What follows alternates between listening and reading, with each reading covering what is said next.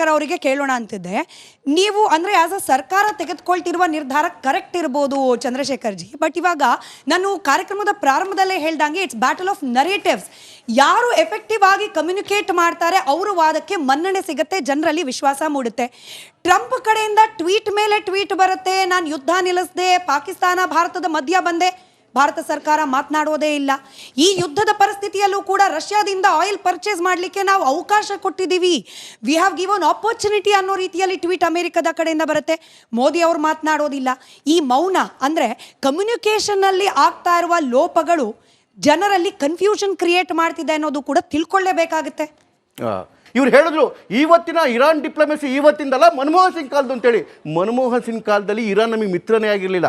2013 please please please ಪೂರ್ತಿ ಕೇಳಿಸ್ಕೊಳ್ಳಿ, continue ಮಾಡಿ ಆಯ್ತಲ್ಲ, ಫ್ಯಾಕ್ಟ್ ಮಾತಾಡಪ್ಪ ಆಯ್ತು. 2013 ಇರಾಕಿಂದ MV ದೇಶ ಶಾಂತಿ ಅಂತ ಹೇಳಿ ಒಂದು ಆಯಿಲ್ ಟ್ಯಾಂಕರ್ ಹೊಡ್ತು, ನಮ್ಮ ದೇಶಕ್ಕೆ ಆಯಿಲ್ ತುಂಬಿಕೊಂಡು ನಮ್ಮ ದೇಶದ್ದು ಇರಾಕಿಂದ ಹೊಡ್ತು. ಈ ಸ್ಟ್ರೈಟ್ ಆಫ್ ಹೊರ್ಮುಜಿಗೆ ಬರ್ತಿದ್ದಂಗೆ ಇರಾನ್ ಅದ್ರ ಮೇಲೆ ಅಟ್ಯಾಕ್ ಮಾಡ್ತು. ಯಾಕೆ? ಇಂಡಿಯನ್ ಶಿಪ್ ಇಲ್ಲಿಂದ ಹೋಗಬಾರ್ದು ಅಂತೇಳಿ ಇರಾನ್ ಅಟ್ಯಾಕ್ ಮಾಡಿ ಸುಮಾರು 350 ಜನ ಅದರಲ್ಲಿ ಅವನು ಕೋಸ್ಟೇಜಾಗಿ ಇಟ್ಕೊಂತು ಇಂಡಿಯನ್ ನೌಕರರನ್ನ. UPS ಸರ್ಕಾರ ಉಸಿರು ಬಿಡೋಕ್ಕಾಗಲಿಲ್ಲ, ಏನೂ ಮಾಡೋಕ್ಕಾಗಲಿಲ್ಲ. ಕಡೆಗೆ 7 ದಿವಸ ಆದಮೇಲೆ UAE ಮತ್ತು ಅಮೆರಿಕ ಸೇರಿಕೊಂಡು ಅವರು ನೆಗೋಷಿಯೇಟ್ ಮಾಡಿ ಹಡಗನ್ನ ಬಿಡಿಸಿದ್ರು. ಇದು ಆವತ್ತಿನ ಇರಾನ್ ಪರಿಸ್ಥಿತಿ. ಇವತ್ತು ಇಡೀ ಜಗತ್ತಿಗೆ ನಾನು ಯಾರಿಗೂ ಬಿಡಲ್ಲ ಅಂತಿದ್ದರು, ಇವರಿಗೆ ಮತ್ತೆ ಬಿಟ್ಕೊಂಡು ಹೋಗ್ತಾರೆ. ಮೂರನೇದು, ಸದ್ದಾಮ್ ಹುಸೇನ್ ಸತ್ತಾಗ ಇವರು ಹೋಗಿ ಅಮೆರಿಕದಲ್ಲಿ ಹೋಗಿ ಖಂಡಿಸೋದು ಅಂತೇಳಿ. ಸದ್ದಾಮ್ ಹುಸೇನ್ ಅವರು ತಿರ್ಕೊಂಡಿದ್ದು ಡಿಸೆಂಬರ್ 30, 2006. ಫಸ್ಟ್ ರಿಯಾಕ್ಷನ್ ಇಂಡಿಯಾ ಕಡೆಯಿಂದ ಬಂದಿದ್ದು ನೋಡಿ. ಕೊಮ್ಮೇನಿ ಅವರೇ ಧರ್ಮಗುರು ಅವರು ಹೇಳಿದ್ರು, ಇವನ್ ಮುಸ್ಲಿಂ ಧರ್ಮಗುರುನೂ ಅಲ್ಲ, ಒಂದು ಸೆಕ್ಟಿನ ಗುರು. ಅವ್ರು ಮುಸ್ಲಿಂ ಕಂಟ್ರಿಗಳು ಅವ್ರನ್ನ ಒಪ್ಕೊಂಡಿಲ್ಲ ಧರ್ಮಗುರು ಅಂತೇಳಿ, ಒಂದು ಸೆಕ್ಟ್ನ ಗುರು. ಅದು ಅಫಿಷಿಯಲ್ ಬೇರೆ ಪ್ರಶ್ನೆ. ನೋಡಿ, ಈ ಸದ್ದಾಮ್ ಹುಸೇನ್ ಒಂದು ರಾಷ್ಟ್ರದ ರಾಷ್ಟ್ರಪತಿ ಆಗಿದ್ದವರು. ಡಿಸೆಂಬರ್ 30, 2006 ಅವ್ರು ತೀರೋಗ್ತಾರೆ, ಅಮೆರಿಕದಿಂದ ತೀರೋಗ್ತಾರೆ.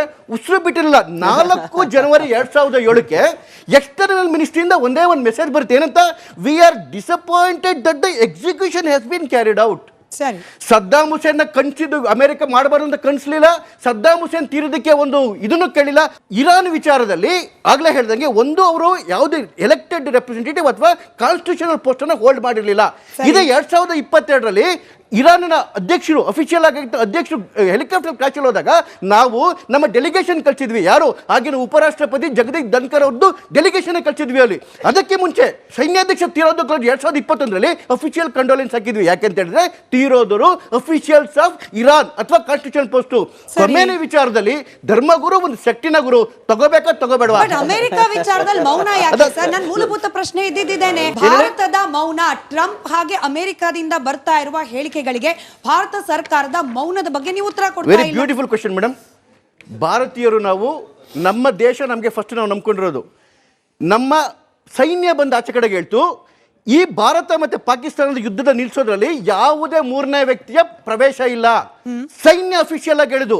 On the floor of the prime minister ಹೇಳಿದ್ರು, ಯಾವುದೇ ಮೂರನೇ ವ್ಯಕ್ತಿಯ ಅಥವಾ ಮೂರನೇ ದೇಶದ ಪ್ರಯೋಗ ಇಲ್ಲ ಅಂತೇಳಿ. ಪ್ರಾಬ್ಲಮ್ ಏನು ಅಂತ ಹೇಳಿದ್ರೆ ನಮ್ಮಲ್ಲಿ ಕೆಲವರಿಗೆ ಅಮೆರಿಕ ಮೇಲೆ ನಂಬಿಕೆ ಜಾಸ್ತಿ, ನಮ್ಮ ಸೈನ್ಯದ ಮೇಲೆ ನಂಬಿಕೆ ಇಲ್ಲ. ಅಮೆರಿಕ ಮೇಲೆ ಪ್ರೀತಿ ಜಾಸ್ತಿ, ನಮ್ಮ ಸರ್ಕಾರದ ಮೇಲೆ ನಂಬಿಕೆ ಇಲ್ಲ. ಚಂದ್ರಶೇಖರ್ ಅವರೇ, let's come back to the ಜನಸಾಮಾನ್ಯರ ಇಶ್ಯೂ. LPG ವಿಚಾರಕ್ಕೆ ಸಂಬಂಧಪಟ್ಟಂತೆ ಕಾಂಗ್ರೆಸ್ನಿಂದ ಜೋರ್ ಪ್ರೊಟೆಸ್ಟ್ ಆಗ್ತದೆ ಸರ್. ನಮ್ಮ ರಾಜ್ಯವೂ ಸೇರಿದಂತೆ ರಾಷ್ಟ್ರೀಯ ಮಟ್ಟದಲ್ಲೂ ಕೂಡ ಪ್ರೊಟೆಸ್ಟ್ ಆಗ್ತಾ ಇದೆ. ಒಂದು, ಯುದ್ಧದ ಸಂದರ್ಭ ಅಂತ ಗೊತ್ತಿದ್ದು ಕೂಡ ಮ್ಯಾನೇಜ್ಮೆಂಟ್ ಸರಿ ಇರಲಿಲ್ಲ ಅಂತ ಹೇಳಿ. ಎರಡನೇದು, 60 ರೂಪಾಯಿ ಬೆಲೆ ಏರಿಕೆ ಮಾಡಿದ್ರು ಡೊಮೆಸ್ಟಿಕ್ ಯೂಸೇಜ್ ಆಫ್ ಏನು ಸಿಲಿಂಡರ್ ಮೇಲೆ ಅಂತ ಹೇಳಿ. ನನ್ನ ಸ್ಟ್ಯಾಟಿಸ್ಟಿಕ್ಸ್ ಇದೆ ಸರ್, ತಪ್ಪಿದ್ರೆ ನೀವು ಕರೆಕ್ಟ್ ಮಾಡಿ ಹೇಳಿ. ಫ್ಯೂಯಲ್ ಪ್ರೈಸ್ ಹೈಕ್ನ ಕೆಲವೊಂದಷ್ಟು ದೇಶಗಳ ಸ್ಟ್ಯಾಟಿಸ್ಟಿಕ್ಸ್ ನನ್ನ ಹತ್ರ ಇರೋದು. ಚೀನಾದಲ್ಲಿ ಯುದ್ಧ ಪ್ರಾರಂಭ ಆದಮೇಲೆ ಸರ್ 10.45, ಕಳೆದ 4 ವರ್ಷದಲ್ಲಿ ಚೀನಾದಲ್ಲಾಗಿರುವ ಇಂಧನ ಬೆಲೆ ಏರಿಕೆಯ ಹೈಯೆಸ್ಟ್ 10.45%. ಜರ್ಮನಿಯಲ್ಲಿ 13.3%, ಕೆನಡಾದಲ್ಲಿ 28.36%, ಆಸ್ಟ್ರೇಲಿಯಾದಲ್ಲಿ ಸರ್ 18.23%, ಜಪಾನ್ ಹಾಗೆ ನ್ಯೂಜಿಲ್ಯಾಂಡ್ನಲ್ಲಿ ಎಮರ್ಜೆನ್ಸಿಗೆ ಅಂತ ಇಟ್ಕೊಂಡಿದ್ದ ಆಯಿಲ್ ಸ್ಟಾಕ್ ಅನ್ನ ರಿಲೀಸ್ ಮಾಡಿದ್ದಾರೆ. ಭಾರತ ಇನ್ನೂ ಕೂಡ ತನ್ನ ಎಮರ್ಜೆನ್ಸಿ ಸ್ಟೋರೇಜ್ಗೆ ಕೈ ಹಾಕಿಲ್ಲ. ಹಾಗಾದ್ರೆ ಪ್ರೊಟೆಸ್ಟ್ ಯಾಕೆ? ಪ್ರಪಂಚದಲ್ಲಿ ಎಲ್ಲಾ ಕಡೆ ಆಗ್ತಾ ಇರೋದು ಕಡಿಮೆ ಪ್ರಮಾಣದಲ್ಲಿ ಭಾರತದಲ್ಲಿ ಆಗ್ತಾ ಇರುವಾಗಲೂ ಕೂಡ ಕಾಂಗ್ರೆಸ್ ತನ್ನ ಪ್ರಾಪಗ್ಯಾಂಡವನ್ನ ಸೆಟ್ ಮಾಡಲಿಕ್ಕೆ, ತನ್ನ ಅಜೆಂಡಾವನ್ನ ಸೆಟ್ ಮಾಡಲಿಕ್ಕೆ ಸರ್ಕಾರದ ವಿರುದ್ಧ ಪ್ರೊಟೆಸ್ಟ್ ಮಾಡ್ತಾ ಇದೆಯಾ? ನೀವು ಒಳ್ಳೆಯ ಡಿಫೆನ್ಸ್ ಇದೀರಿ ಪ್ರೈಮ್ ಮಿನಿಸ್ಟರ್ಗೆ, ಧನ್ಯವಾದಗಳು. ನನ್ನ ದೇಶಕ್ಕೆ ಡಿಫೆನ್ಸ್ ಇರೋದು ಸರ್, ಪ್ರೈಮ್ ಮಿನಿಸ್ಟರ್ ದೇಶಕ್ಕಲ್ಲ, ಇದು ದೇಶದ ಪ್ರಶ್ನೆ ಅಲ್ಲ. ಇದು ಭಾರತ ದೇಶದ ಪರವಾಗಿ ನಾನು ಕೊಟ್ಟ ಸ್ಟ್ಯಾಟಿಸ್ಟಿಕ್ಸ್ ಬೇರೆ ದೇಶದ್ದು, ನಾನು ಕೊಟ್ಟ ಸ್ಟ್ಯಾಟಿಸ್ಟಿಕ್ಸ್ ನಮ್ಮ ದೇಶದ್ದಲ್ಲ. ನನ್ನ ಹೇಳಿಕೆಯಲ್ಲಿ ತಪ್ಪಿದ್ರೆ ಕರೆಕ್ಟ್ ಮಾಡಿ ಹೇಳಿ ಅಂತ ಹಂಬಲ್ ನಾನು ಪ್ರಶ್ನೆ ಶುರು ಮಾಡುವಾಗ್ಲೇ ನಾನು ನಿಮ್ಗೆ ನನ್ನ ಹೇಳಿದ್ದೀನಿ. ಹೋಮ್ವರ್ಕ್ ನಲ್ಲಿ ತಪ್ಪಿದ್ರೆ ಕರೆಕ್ಟ್ ಮಾಡಿ ಅಂತ ಹೇಳ್ತಾ ನಾನು ಹೇಳಿದ್ದೀನಿ. ಮುಂದುವರಿಸಿ. ಕರೆಕ್ಟ್ ಇದೆ. ನೀವು ಹೇಳಿದ ಕರೆಕ್ಟ್ ಇದೆ. Thank you. ಚೈನಾದಲ್ಲಿ ಬೆಲೆ ಏರಿಕೆ ಆಗಿದೆ. Thank you. ಚೈನಾದವರು ಜನರನ್ನು ಲೂಟಿ ಮಾಡಿ ಜಬ್ ತುಂಬಿಸ್ಕೋಬೇಕಂತಿದ್ದಾರೆ. ಅಲ್ಲಿ ಬೆಲೆ ಏರಿಕೆ ಆಗಿದೆ. ನೀವೇನ್ ಮಾಡ್ಬೇಕಂತಿದ್ರಿ? ಜರ್ಮನಿ, ಆಸ್ಟ್ರೇಲಿಯಾ, ಕೆನಡಾ ಎಲ್ಲರೂ ಲೂಟಿ ಮಾಡ್ತಿದ್ದಾರೆ ಸರ್. I agree. ಯಾಕಂದ್ರೆ ಅಲ್ಲೆಲ್ಲೂ ವಿಶ್ವಗುರು ಇಲ್ಲ. ಅಲ್ಲೆಲ್ಲೂ ವಿಶ್ವಗುರು ಇಲ್ಲ. ಅಲ್ಲೆಲ್ಲೂ ಜನಗಳಿಗೆ ಸಹಾಯ ಮಾಡೋ ನಿಜವಾದ ಜನನಾಯಕ ಇಲ್ಲ. ಇಲ್ಲಿದ್ರು ಜನನಾಯಕ ಹಳೆಯ ಸ್ಟಾಕಿಗೆ ಬೆಲೆ ಏರಿಕೆ ಮಾಡಿ ಅಲ್ಲ, ಮುಂಚೆ ಅಲ್ಲ ಟ್ರಾನ್ಸ್ಪೋರ್ಟೇಷನ್ ಆಗ್ಬಿಟ್ಟಿದೆ. ಅದಕ್ಕೆ ನೀವು ಪ್ರೈಸ್ ಕಟ್ಬಿಟ್ಟಿದ್ದೀರಿ. ನೀವು ಅಂತಾರಾಷ್ಟ್ರೀಯ ಮಟ್ಟದ ಬೆಲೆನೂ ಕಟ್ಬಿಟ್ಟಿದ್ದೀರಿ, ಟ್ರಾನ್ಸ್ಪೋರ್ಟೇಷನ್ ಖರ್ಚು ಕಟ್ಬಿಟ್ಟಿದ್ದೀರಿ. ಈಗ ಹಳೆಯ ಸ್ಟಾಕಿಗೆ ಹೊಸ ಬೆಲೆ ಹಾಕ್ಬಿಟ್ಟು ನೀವು ಲೂಟಿ ಮಾಡ್ತಾ ಇದ್ದೀರಿ. ಅದನ್ನ ನಾವು ಡಿಫೆನ್ಸ್ ಮಾಡ್ತೀವಿ. ರಷ್ಯಾದಲ್ಲಾಗಿದೆ, ಚೈನಾದಲ್ಲಾಗಿದೆ, ಜರ್ಮನಿಲಾಗಿದೆ, ಆಸ್ಟ್ರೇಲಿಯಾದಲ್ಲಾಗಿದೆ ಆಗಿದೆ. ಅದು ಡಿಫೆನ್ಸ್ ಆಗಬಾರದು. ಭಾರತದ ಜನಸಂಖ್ಯೆ ಇದೆಯಲ್ಲ, ಭಾರತದ ಬಡವರು ಇದಾರಲ್ಲ, ಮಧ್ಯಮ ವರ್ಗದವರು ಇದಲ್ಲ, ಅವ್ರು ಯೂಸ್ ಮಾಡೋ LPG ಮೇಲೆ ನೀವು 60 ರೂಪಾಯಿ ಹಾಕ್ಬಿಟ್ಟು ನಾವು ಅದನ್ನ ಡಿಫೆನ್ಸ್ ಮಾಡ್ತೀವಿ ಅಂದ್ರೆ ನನ್ಗೆ ಅದ್ರ ಮೇಲೆ ನೋ ಕೌಂಟ್ರು, ನೋ ಇದು. ಆದ್ರೆ ಬಿಜೆಪಿ ವಕ್ತಾರರು ನಾನು ಸುಳ್ಳು ಹೇಳ್ತೀನಿ ಅಂತ ನೋಡಿ. ಅಲ್ಲ, ನನ್ಗಿದು ಬೆಲೆ ಏರಿಕೆಗೆ ನಿಮ್ದು ಒಂದು ಚಿಕ್ಕ ಉಪು ಪ್ರಶ್ನೆ ಸರ್. ಸಾಮಾಜಿಕ ಜಾಲತಾಣದಲ್ಲಿ ಸಿಕ್ಕ ಒಂದು ಇಂಟ್ರೆಸ್ಟಿಂಗ್ ಟ್ವೀಟು. ನಾನು ಅವರ ಹೆಸರು ಗೌಪ್ಯತೆ ಕಾಪಾಡಬೇಕು ಅಂತ ಹೇಳ್ತಾ ಇಲ್ಲ. RTC ಬೆಲೆ ಜಾಸ್ತಿ ಆಯಿತು, ಕರ್ನಾಟಕದಲ್ಲಿ ಕೊಲ್ಲಿ ಯುದ್ಧನ, ಕೊಲ್ಲಿಯಿಂದ ಬರಬೇಕಾ? ಹಾಗೆ ಇಲ್ಲಿ ಸ್ಟ್ಯಾಂಪ್ ಪೇಪರ್ ಬೆಲೆ ಜಾಸ್ತಿ ಆಯಿತು ಕರ್ನಾಟಕದಲ್ಲಿ, ಇದು ಕೊಲ್ಲಿ ಯುದ್ಧದ ಪರಿಣಾಮನ? ನಮ್ಮ ರಾಜ್ಯದಲ್ಲಿ ಪೆಟ್ರೋಲ್ ಡೀಸೆಲ್ ಬೆಲೆಯನ್ನ ಸಿದ್ದರಾಮಯ್ಯ ನೇತೃತ್ವದ ಸರ್ಕಾರ ಹೆಚ್ಚಿಗೆ ಮಾಡ್ತು, ಇದು ಕೊಲ್ಲಿ ಯುದ್ಧದ ಪರಿಣಾಮನ? ಅಂದ್ರೆ ಯುದ್ಧದ ಪರಿಣಾಮವಾಗಿ ಆಗುವ ಬೆಲೆ ಏರಿಕೆಯನ್ನ ಖಂಡಿಸುವ ಕಾಂಗ್ರೆಸ್ನವರು ಯುದ್ಧದ ಯಾವುದೇ ಪರಿಸ್ಥಿತಿ ಇಲ್ಲದಾಗ ಮಾಡಿದ ಈ ಬೆಲೆ ಏರಿಕೆಗೆ ಏನ್ ಸಬೂಬ್ ಕೊಡುತ್ತೆ ಅಂತ ಹೇಳಿ.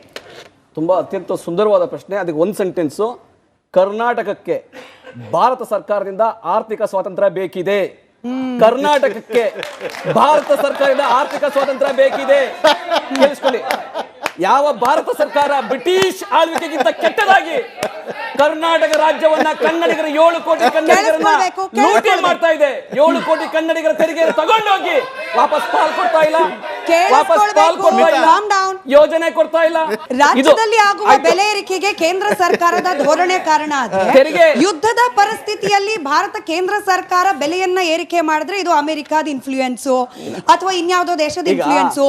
LPG ವಿಚಾರಕ್ಕೆ ಸಂಬಂಧಪಟ್ಟಂತೆ ಸ್ಟೋರೇಜ್ ಕೆಪಾಸಿಟಿಯನ್ನ ಹೆಚ್ಚು ಮಾಡ್ಕೊಳ್ಬೇಕಿತ್ತು ಭಾರತ ಅನ್ನೋದಕ್ಕೆ ಕಾಂಗ್ರೆಸ್ ಅಥವಾ ವಿರೋಧ ಪಕ್ಷದಿಂದ ಬರ್ತಾ ಇರುವುದೇನೆಂದ್ರೆ, 12 ವರ್ಷಗಳ ಕಾಲದಿಂದ ಮೋದಿ ವಿಶ್ವಗುರು ಇದ್ದಾರೆ, LPG ಸ್ಟೋರೇಜ್ ಕೆಪಾಸಿಟಿ ಹೆಚ್ಚು ಮಾಡ್ಕೊಳ್ಬೇಕು ಅನ್ನೋ ಕನಿಷ್ಠ ಪರಿಜ್ಞಾನ ಇರಲಿಲ್ವಾ? ಇದು ರಾಷ್ಟ್ರೀಯ ವಕ್ತಾರರೊಬ್ಬರು ಕಾಂಗ್ರೆಸ್ನವರು ರಾಷ್ಟ್ರೀಯ ಮಾಧ್ಯಮದಲ್ಲಿ ಕೂತು ಕೇಳಿದ ಪ್ರಶ್ನೆ ಸರ್. ಸ್ಟೋರೇಜ್ ಕೆಪಾಸಿಟಿಯನ್ನ ನಾವು ಭಾರತ ಹೆಚ್ಚಿಗೆ ಮಾಡ್ಕೊಂಡಿಲ್ವಾ? ಅವಕಾಶ ಇದೆಯಾ ಇಲ್ವಾ ಹೆಚ್ಚಿಗೆ ಮಾಡ್ಕೊಳ್ಳಿಕ್ಕೆ? LPG ಸ್ಟೋರೇಜು ಇಟ್ಸ್ ಸೈಂಟಿಫಿಕಲಿ ಭಾಳನೇ ಕಷ್ಟ ಇದೆ. ಯಾಕಂದ್ರೆ it has to go 50 metres down. ಕತಾರ್ನಲ್ಲಿ ಇರುವ ಮ್ಯಾಕ್ಸಿಮಮ್ ಪ್ರೊಡ್ಯೂಸಿಂಗ್ LNG ಬೇಸ್ ಮೇಲೆ